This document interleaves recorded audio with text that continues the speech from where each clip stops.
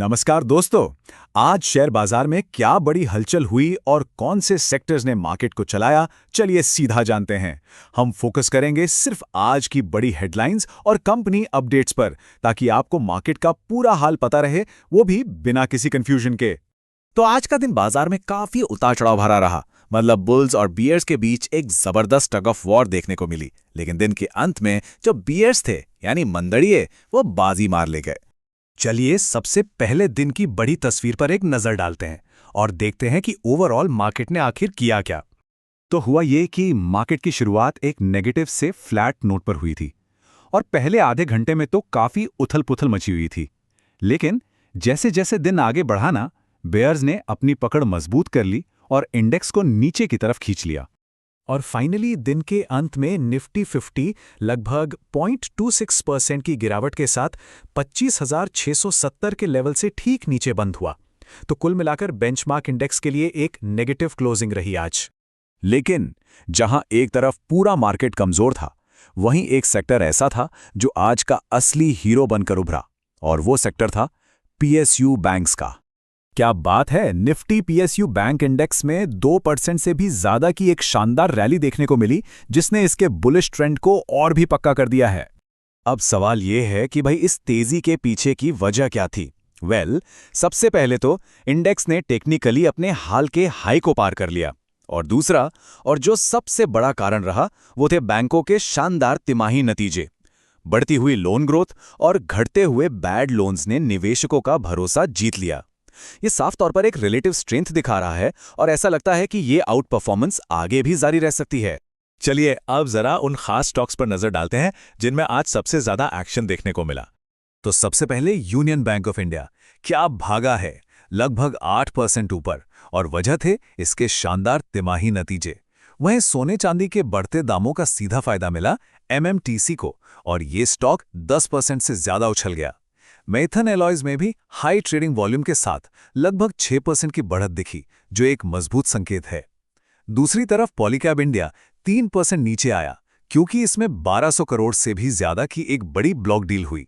और हां, एलएनटी में ऑर्डर फ्लो की चिंताओं के कारण लगातार 5वें दिन गिरावट दर्ज की गई। चलिए अब एक रैपिड फायर राउंड में कुछ और जरूरी खबरों पर नजर डालते हैं जिन्होंने बाजार पर असर डाला।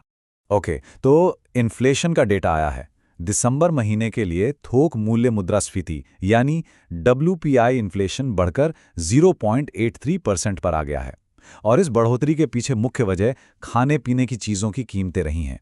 ग्रो के तीसरी तिमाही के नतीजे थोड़े मिले जुले रहे हैं, जहां कंपनी का रेवेन्यू शानदार 26% बढ़कर 1,261 करोड़ हो गया।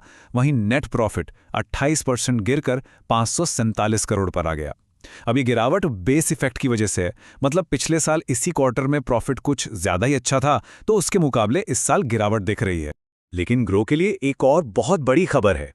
स्टेट स्ट्रीट ग्रो की एसेट मैनेजमेंट कंपनी यानी एएमसी में 23% हिस्सेदारी के लिए 580 करोड़ रुपया तक का निवेश करेगी। ये एक बहुत बड़ा और स्ट्रेटेजिक इन्वेस्टमेंट माना जा रहा है।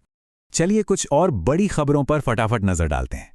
इन्फोसिस का तीसरी तिमाही का नेट प्रॉफिट साल दर साल 2% गिरा है। बजाज ऑटो ने कॉस्ट कटिंग के लिए लगभग 500 कर्मचारियों की छटनी का ऐलान किया है। अमागी मीडिया लैब्स का आईपीओ अब तक सिर्फ 0.13 गुना ही भर पाया है। और एक अच्छी खबर यह है कि भारत पेट्रोलियम की सब्सिडियरी को अबू धाबी में 2 नए तेल के कुएं मिले। चलिए अब जरा जूम आउट करते हैं और देखते हैं कि ग्लोबल मार्केट और कमोडिटीज में आखिर चल क्या रहा था। एशियाई बाजारों में तो माहौल पॉजिटिव था, खासकर जापान का निक्के इंडेक्स 1% से ज्यादा चढ़ा। यूरोपियन बाजारों में कोई खास हलचल नहीं थी, सब शांत था। जबकि अमेरिकी बाजारों में डाउ जोन्स लगभग 0.80% नीचे कारोबार कर रहा था।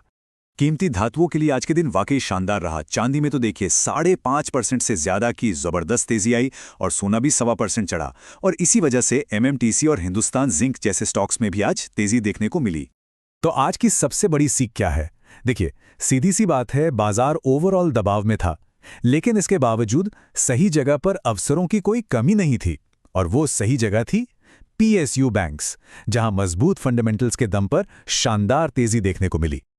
और अब आज का बड़ा सवाल, जहां एक तरफ मजबूत नतीजों के दम पर पीएसयू बैंक्स दौड़ रहे हैं, वहीं कुछ प्राइवेट सेक्टर के दिग्गज मुश्किलों का सामना कर रहे हैं। तो क्या बाजार एक बड़े सेक्टर रोटेशन का संकेत दे रहा है? इस पर जरूर सोचिएगा। तो ये थी आज की मार्केट रैप अप। अगर आपको कम समय में बाजार की सारी अपडेट्स जानना पसंद है तो इस वीडियो को लाइक और अपने दोस्तों के साथ शेयर जरूर करें। कमेंट में बताइएगा कि आज की सबसे बड़ी न्यूज़ आपको कौन सी लगी। जय हिंद, जय भारत।